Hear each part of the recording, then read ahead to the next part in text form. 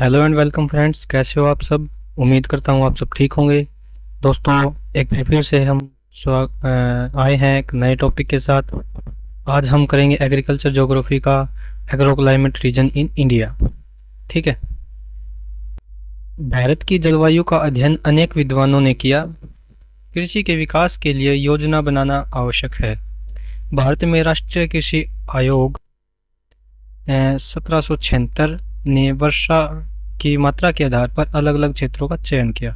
यानी कि agro climate reason, अलग अलग रीजन दिए वर्षा के मात्रा के आधार के ऊपर। सबसे पहले 30 सेंटीमीटर से अधिक वर्षा वाले क्षेत्र को प्रधान क्षेत्र कहा गया। 20 से 30 सेंटीमीटर तक की वर्षा वाले क्षेत्र को मक्का व उड़द प्रधान क्षेत्र कहा गया। 10 व 20 सेंटीमीटर तक वर्षा वाले क्षेत्र को गेहूं प्रधान क्षेत्र कहा गया। और 5 से 10 सेंटीमीटर तक वर्षा वाले क्षेत्र को घास व चारा प्रधान क्षेत्र कहा गया।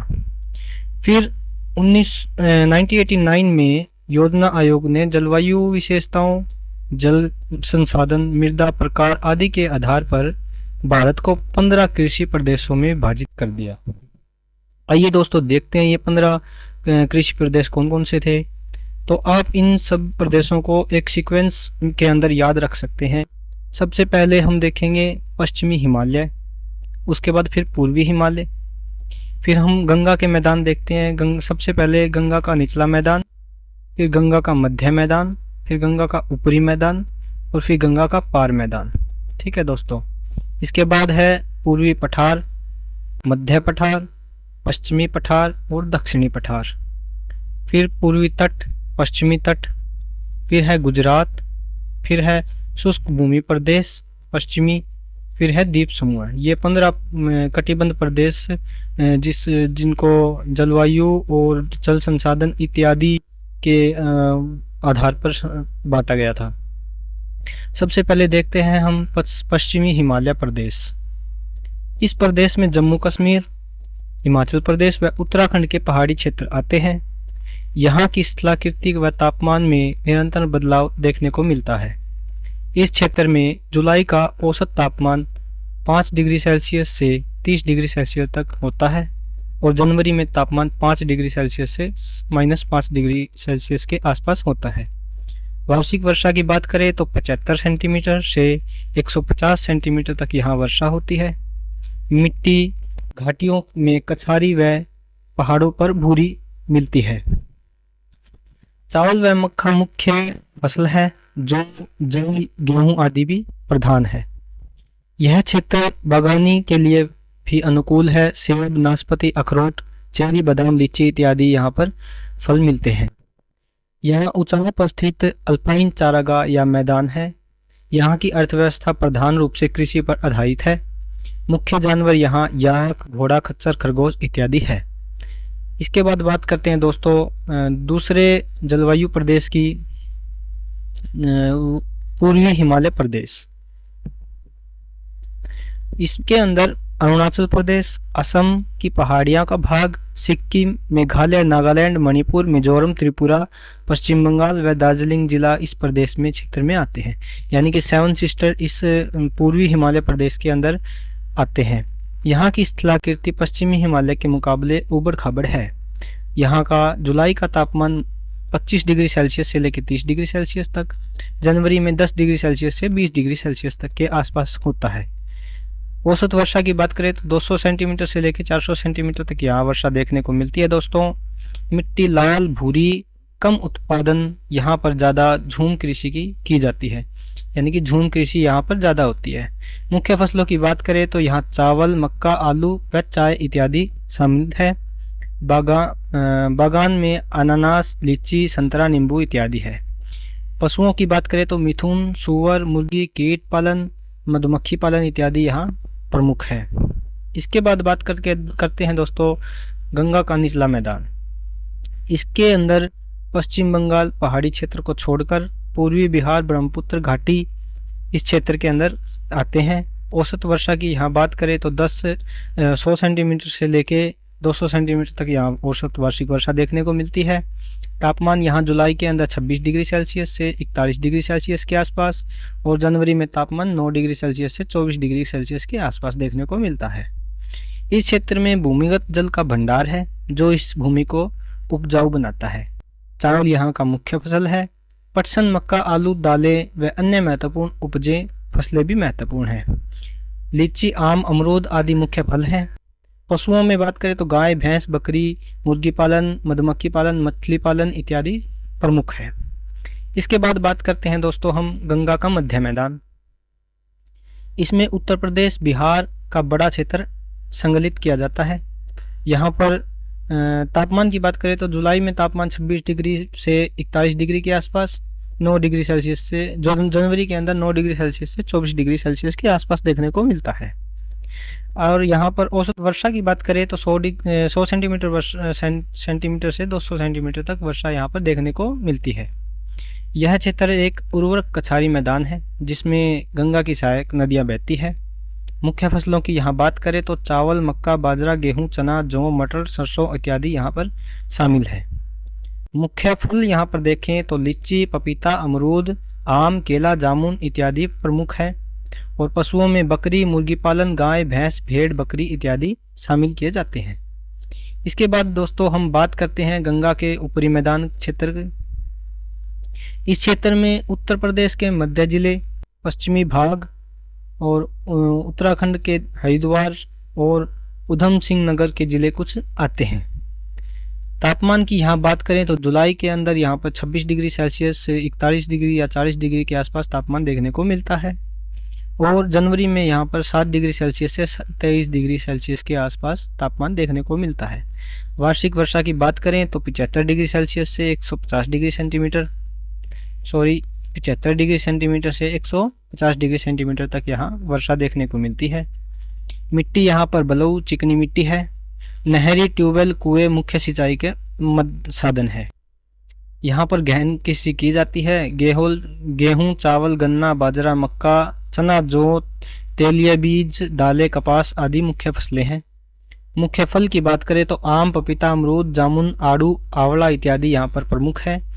पशुओं के अंदर बात करें तो भैंस, गाय, मुर्गी पालन, भेड़, बकरी इत्यादि यहाँ को शामिल किया जा सकता है। अब बात करते हैं हम गंगा पार मैदान क्षेत्र की।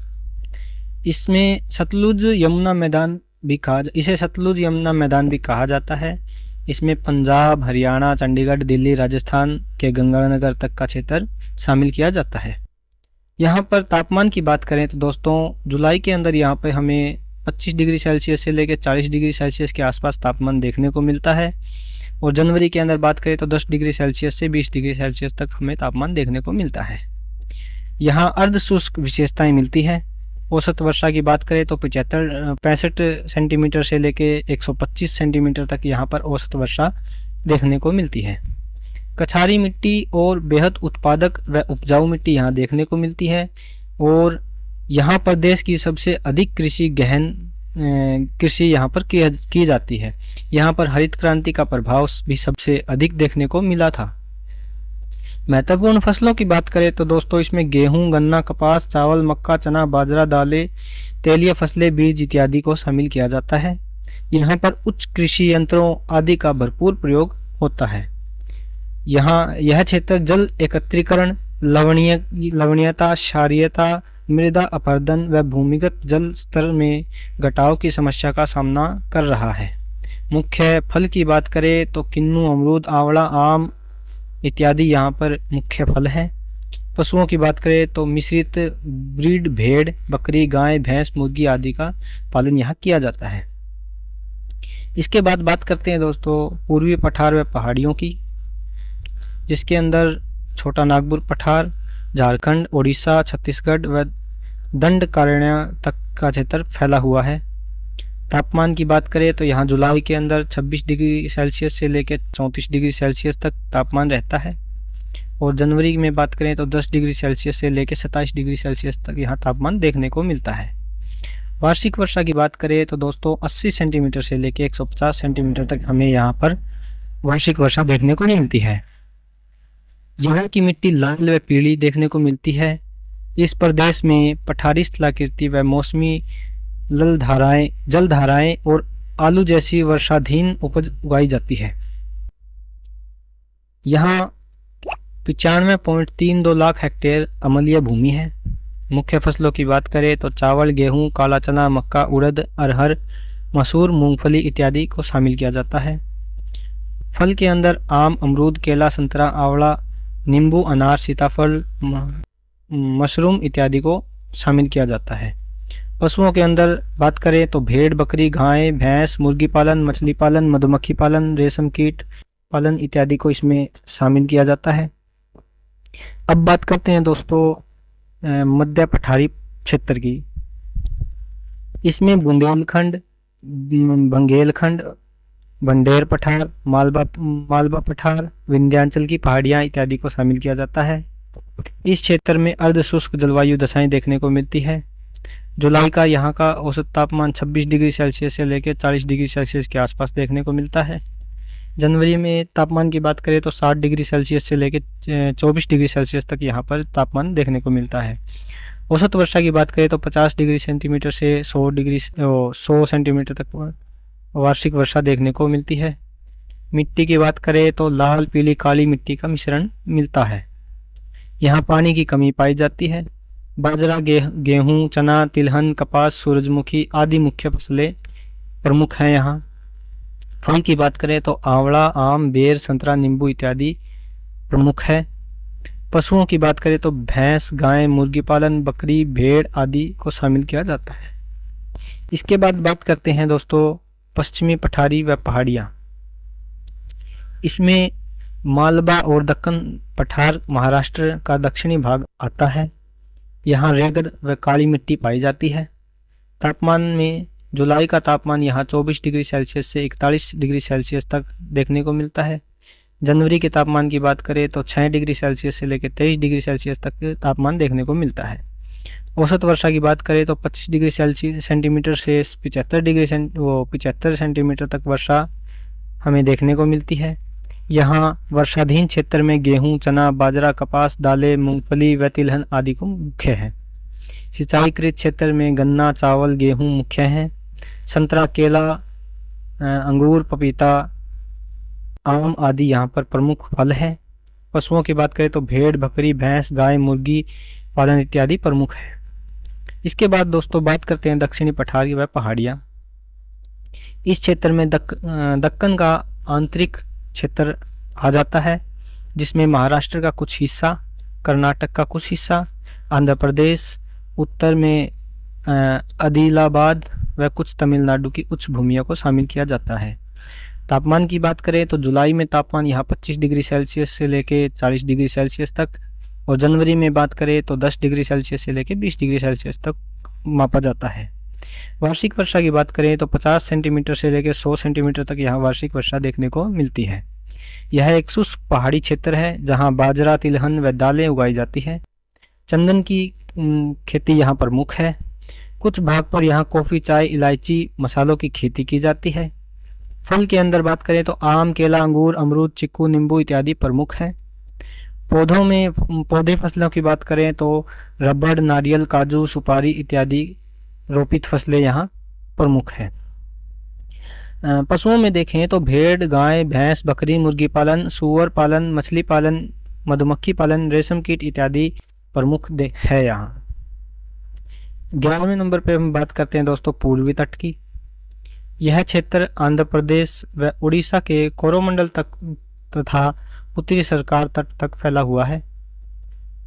तापमान में देखें तो जुलाई के अंदर यहाँ 25 डिग्री सेल्सियस से लेके 35 डिग्री सेल्सियस तक देखा जाता है, और जनवरी का तापमान यहाँ 20 डिग्री सेल्सियस से लेके 30 डिग्री सेल्सियस तक देखने को मिलता है।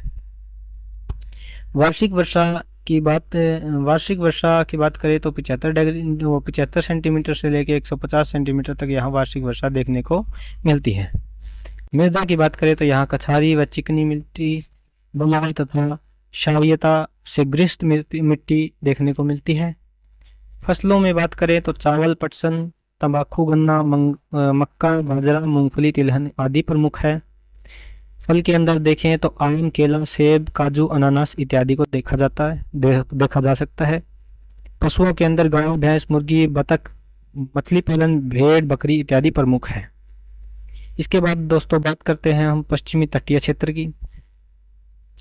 यह क्षेत्र मालाबार और कोंकण तट तक फैला हुआ है। जुलाई के अंदर यहाँ तापमान 25 डिग्री सेल्सियस से 30 डिग्री सेल्सियस तक आका जाता है।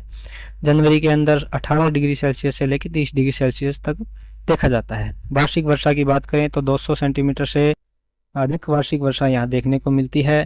मृदा में लैटेराइट व तटीय कछारी मृदा यहाँ देखने को मिलती है। चावल, नारियल, तिलहन, गन्ना, बाजरा, दालें, कपास आदि प्रमुख हैं।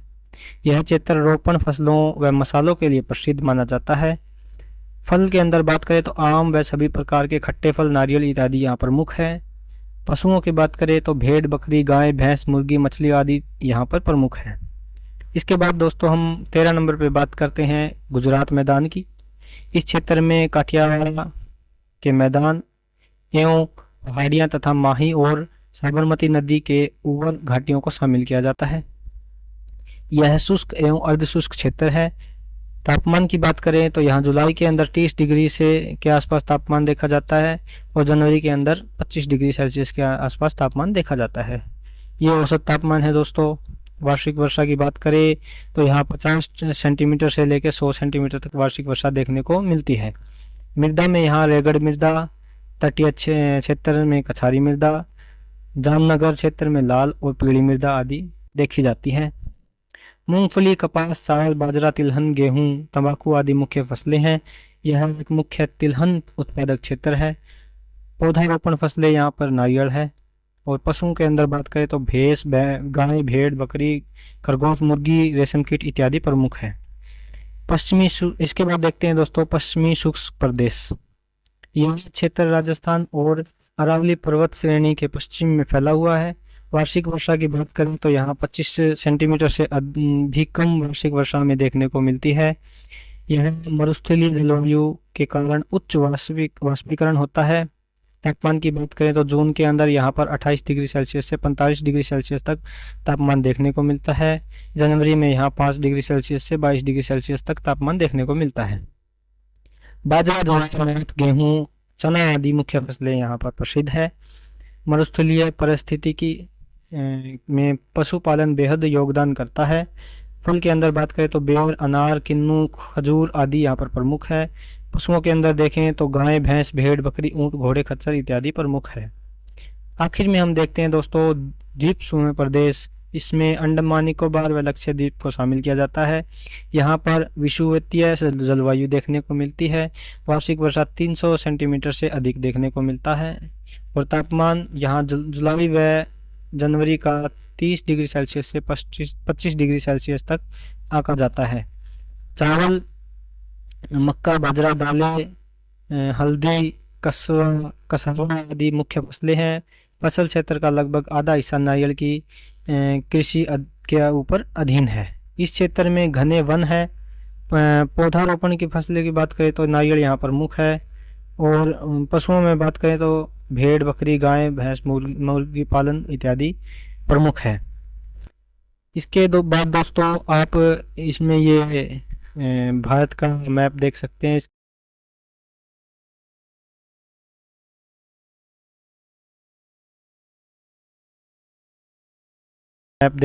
इसके अंदर सभी जो एग्रो क्लाइमेट रीजन है उनको देख सकते हैं। और ये दोस्तों मैं जो करवाता हूँ ये बस एक नोट्स हैं जो आपका बेस तैयार करते हैं। तो कृपया करके इसको पूर्ण रूप से ना समझकर खुद से भी कुछ पढ़िए और इसे बेस आधार मानकर ही आप पूरी किताब के अंदर से भी पढ़ाई कीजिए। दोस्तों कुछ गलती हुई हो तो माफ़ करना। मिलते हैं एक और वीडियो के साथ, तब तक के लिए धन्यवाद। ठीक है दोस्तों, धन्यवाद।